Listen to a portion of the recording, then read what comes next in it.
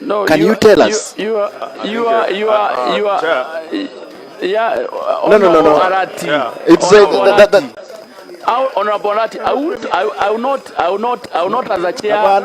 Honorable Arati. Or to leave that subject.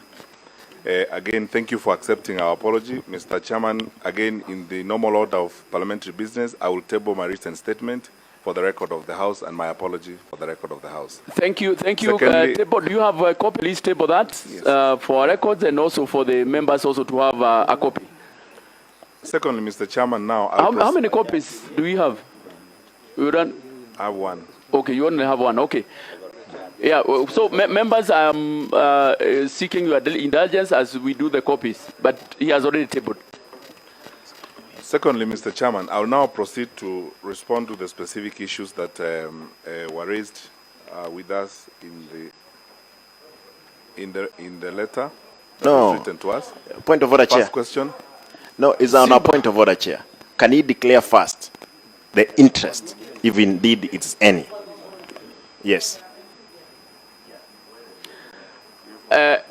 It's there in our standing orders together with members of parliament. And I also require the same of the members of parliament who are here.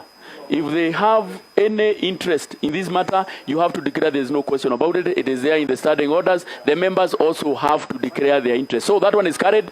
You can also answer that question from Simba Arati so that we can make progress. And the same case will also happen to the colleagues that we have here, and the members of parliament.